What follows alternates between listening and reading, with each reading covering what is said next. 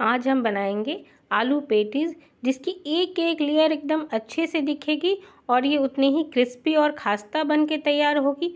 साथ में अगर हम बाज़ार से लेते हैं तो उसमें हाइजीन का तो बिल्कुल भी पता नहीं होता, और अगर हम घर में बनाएंगे तो ये एकदम साफ़ सुथरे ढंग से बनेगी और साथ साथ स्वादिष्ट भी बनेगी। तो राधे राधे दोस्तों, स्वागत है आपका मेरे channel Priyanka's kitchen and blogs में। तो चलिए इस रेसिपी को बनाना हम शुरू करते हैं। तो सबसे पहले मैंने एक परात में मैदा लिया है और मैंने इसमें बीच में थोड़ा गड्ढा जैसा कर दिया है, और अब इसके बाद इसमें मैंने ना 4 से 5 चम्मच रिफाइंड ऑयल डाला है, और उसके बाद स्वाद अनुसार हम नमक डालेंगे। अभी हमें मैदा में जितना नमक चाहिए हम उतना ही नमक डालेंगे। इसके बाद इसको हम हाथों से अच्छे से मिक्स करेंगे ताकि मोयन आटे में, मतलब कि मैदा में अच्छे से मिक्स हो जाए। और इसे हम देखेंगे, अभी ये मुट्ठी बंद हो रही है ना, तब ठीक है, वरना थोड़ा सा हम इसमें मोयन और डालेंगे। लेकिन अभी ये देखिए मुट्ठी अच्छे से बंद हो जा रही है, मतलब कि मोयन हमारा एकदम परफेक्ट है और अच्छे से मिक्स हो गया है। अब हम थोड़ा थोड़ा पानी डालकर इसका हम ना सॉफ्ट सा डो तैयार करेंगे। मतलब हमें कि ज़्यादा हार्ड डो नहीं लगाना है और ज़्यादा सॉफ्ट भी नहीं लगाना है।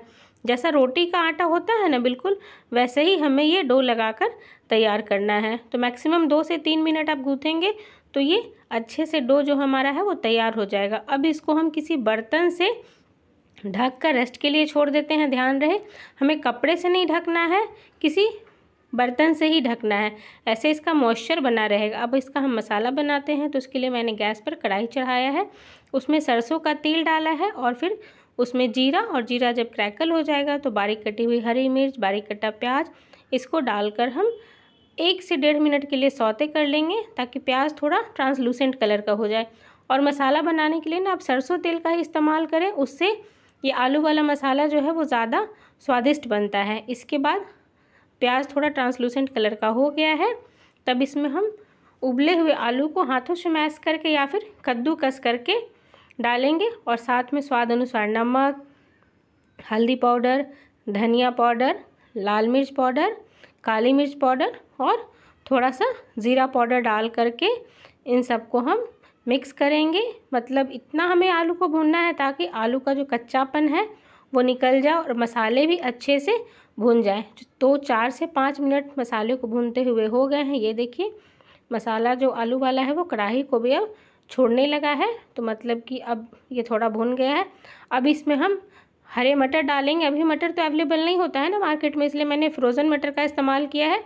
और साथ में 1 छोटा चम्मच अमचूर और 1 छोटा चम्मच गरम मसाला पाउडर ऐड किया है, और इन सब को डाल करके हम 1 से 2 मिनट के लिए और भी भून लेंगे। और आलू को भूनते हुए लगभग कुल मिला के 6 से 7 मिनट हो गए हैं और ये मसाला बिल्कुल हमारा तैयार है। अब लास्ट में हम थोड़ा हरा धनिया या फिर कस्तूरी मेथी डालकर इसे अच्छे से मिक्स कर लेते हैं ताकि इसका फ्लेवर जो है वो आलू में अच्छे से आ जाए। अभी धनिया काफ़ी महंगा हो गया है, इसलिए मैंने कस्तूरी मेथी ऐड किया है। आप धनिया भी चाहें तो धनिया भी डाल सकते हैं।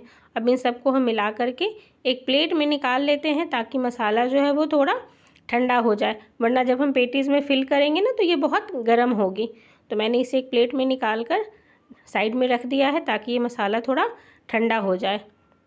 अब इधर मैदा भी हमारा सेट हो गया है। अब इसको हम एक बार और अच्छे से थोड़ा मसल लेते हैं, 1 मिनट में ही ये हो जाएगा। उसके बाद इसको मैंने 2 पार्ट्स में डिवाइड कर लिया है और हाथों से इस तरह से रोल कर लेंगे ताकि इसकी लोइयाँ आसानी से अलग हो जाए। अब हमें 6 लोई निकालना है, मतलब हमें ना 6 लेयर वाली रोटी चाहिए, इसलिए हम इसका 6 लोई निकालेंगे। तो मैंने चाकू की मदद से इस तरह से कट कर लिया है। तो इसमें से अभी 4 ही लोई निकले हैं, फिर मैं 2 लोई और अलग से उसी में आटे से ले लूँगी। अब हम एक पोर्शन उठाएंगे और इसे हाथों पर अच्छे से मिक्स करेंगे। ये देखिए लोई हमने रेडी कर लिया है। अब इसको हम बेलेंगे और अगर ज़रूरत होगी तो सूखा आटा का यूज़ करेंगे, वरना ये आटा एकदम अच्छा सॉफ्ट है और इसमें खस्ता मतलब मोयन हमने अच्छे से डाला है ना, तो बेलने के लिए हमें सूखा आटा की ज़रूरत नहीं पड़ेगी। तो इसकी रोटी मैंने एक अच्छे से बेल ली है। ये देखिए हमें थोड़ी बड़ी रोटी ही चाहिए, क्योंकि अभी जब हम इसे छोड़ेंगे तो ऑलरेडी ये थोड़ा श्रिंक कर जाता है। और इसकी मोटाई देखिए, हमें ऐसे ही थिकनेस वाली रोटी चाहिए। तो इस तरह से हम लगभग 6 रोटी हमें चाहिए, तो मैंने 6 रोटियां बनाकर तैयार कर लिया है। तो इस तरह से एक एक करके हम सारे रोटी आप बोलिए या फिर शीट बोलकर हम इसे रेडी कर लेंगे। अब इधर हमें साटा बनाना है, तो मैंने एक कटोरी में 2 से 3 चम्मच मैदा लिया है, उसमें मैंने 3 से 4 चम्मच रिफाइंड ऑयल डाला है। इसे हम अच्छे से मिक्स करेंगे ताकि ये एकदम एक पेस्ट जैसा तैयार हो जाए। तो ये देखिए साटा हमारा तैयार है, बिल्कुल परफेक्ट। अब हम फिर से चकले पर एक शीट को रखेंगे और उस पर ये साटा को डालेंगे और इसे अच्छे से हाथों से एकदम एक साथ चारों तरफ फैलाएंगे। इसमें बिल्कुल भी कंजूसी नहीं करनी है, वरना जो हमारे पेटीज़ का लेयर है ना वो अच्छे से खुलेगा नहीं। अब इसके ऊपर हम 2-3 चुटकी के लगभग सूखा मैदा छिड़क देंगे और उसके बाद हम दूसरी शीट इसके ऊपर हम डालेंगे। तो ये देखिए मैंने दूसरा शीट लिया और इसे पहली वाली शीट के ऊपर डाल दिया और अब हम इसे ना थोड़ा सा चारों तरफ से खींचते हुए एक बराबर कर देंगे। फिर से हम साटा जो बनाए थे वो इसके ऊपर अच्छे से फैलाएंगे। फिर सूखा आटा इसके ऊपर हम फिर से छिड़केंगे और फिर से तीसरी रोटी जो हमने बनाई थी वो इसके ऊपर हम डालेंगे। इसी तरह से हम रिपीट करते हुए सारे सीड्स को एक दूसरे के ऊपर डालकर तैयार करेंगे। तो लगभग हमने जो 6 रोटियां बनाई थी, तो उसी तरह से हम एक एक करके सारे रोटी को एक दूसरे के ऊपर डालेंगे और साटा लगाएंगे, फिर सूखा आटा डस्ट करेंगे, फिर से रोटी डालकर इस तरह से मैंने लगभग जो हमने सारे सीड्स बनाए थे उनको तैयार कर लिया है। तो ये देखिए ये कितनी भी मोटी लग रही है ना। अब इसको हम हल्के हाथों से ऊपर से थोड़ा थोड़ा प्रेस कर देते हैं ताकि सारे शीट्स एक दूसरे में चिपक जाए। अब हम बेलन की सहायता से हल्का हल्का इसे बेल कर थोड़ा और बड़ा कर लेते हैं और इससे क्या होगा कि ये थोड़ी बड़ी भी हो जाएगी और सारे शीट्स एक दूसरे में चिपक भी जाएंगे। अभी ये चिपके रहेंगे, लेकिन जब हम इसको कढ़ाई में फ्राई करेंगे तो एक एक लेयर जो है वो खिली खिली दिखेगी। तो इस तरह से मैंने पूरा बड़ा सा इसे बेल लिया है। अब हम चाकू की सहायता से इसके किनारों को अलग कर देते हैं और हमें एक बड़ा सा स्क्वायर शेप बनाकर रेडी करना है। अब हमने जो ये किनारे अलग किए हैं ना, तो इससे भी हम यूज़ करेंगे। कैसे, आप इसको चाहो तो थोड़ा सा प्रेस करके बेल लो और अलग अलग शेप्स में कट करके इसकी नमकीन बना सकते हैं। तो ये देखिए मैंने एक बड़ा स्क्वायर बनाकर रेडी कर लिया है।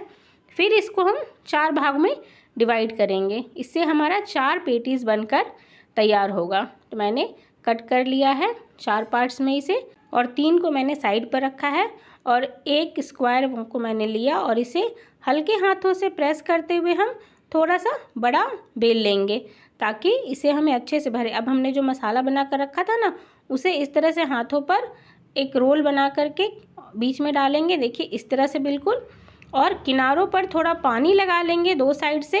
बेसिकली हमें ट्रायंगल शेप का बनाना है ना, इसलिए हम थोड़ा 2 साइड में किनारों पर पानी लगाएंगे ताकि अच्छे से पेस्ट हो जाए। और इसको हम फोल्ड कर देंगे और थोड़ा थोड़ा हाथों से दबा देंगे, तो ये पेटीज़ का शेप हमारा बिल्कुल रेडी हो जाएगा। तो इसी तरह से बिल्कुल हम सारे पेटीज़ को भरकर तैयार कर लेते हैं।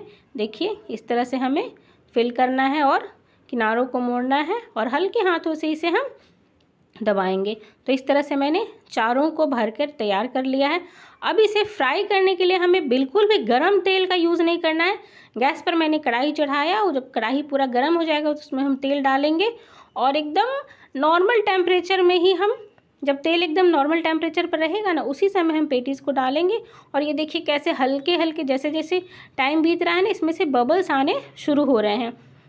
तो इस तरह से इसको हम अभी एकदम आराम से छोड़ देंगे। जैसे जैसे ये पकना शुरू होगा इसकी लेयर्स भी अलग होती जाएंगी, मतलब थोड़ा तेल गर्म होता जाएगा और इसका लेयर्स जो है वो अलग होता जाएगा। तो ये देखिए इसके लेयर्स कैसे एकदम अलग अलग खिलते जा रहे हैं ना। इसको फ्राई करने के लिए बिल्कुल भी हमें हड़बड़ाना नहीं है। एक बैच को फ्राई करने के लिए कम से कम 10 से 12 मिनट का समय लगेगा और एकदम लो फ्लेम पर इसे हमें फ्राई करना है, वरना आप तेज़ आंच पर फ्राई करेंगे ना तो ये ऊपर से तो पक जाएगी और साथ में इसके लेयर्स भी अलग नहीं होंगे और अंदर से इसके जो शीट्स हैं वो कच्चे रह जाएंगे। इसको देखिए पेटीज़ फ्राई करते हुए लगभग 10 से 12 मिनट हो गए हैं और ये एकदम सुनहरा रंग का हो गया है। अब इसको हम कढ़ाई से निकाल लेते हैं और बाकी दोनों को भी मैंने ऐसे ही फ्राई कर लिया है। तो ये देखिए कैसे एक एक लेयर्स एकदम अलग अलग दिख रही है ना, और एकदम बाजार जैसी ये पेटीज़ बनकर तैयार हुई है। हालांकि बाज़ार में तो बेक किया हुआ रहता है, लेकिन हमने घर पे इसे फ्राई करके बनाया है और ये खाने में उतनी ही स्वादिष्ट बनी और खस्ता बनी है। और हाँ फ्रेंड्स, अगर आपने मेरे चैनल को सब्सक्राइब नहीं किया है तो प्लीज़ मेरे यूट्यूब चैनल को सब्सक्राइब करें, साथ साथ मेरी वीडियोस को लाइक और शेयर करें। और आप मेरे ना फेसबुक और इंस्टा पेज को भी फॉलो कर सकते हैं। ये देखिए मैंने इसको तोड़ कर दिखाया, ये ना एकदम खस्ता बनी है और फट से हाथ से टूट गई है। तो आप सब भी इस आलू पेटीज़ को ज़रूर से ट्राई करें। Take care, bye bye, Radhe Radhe.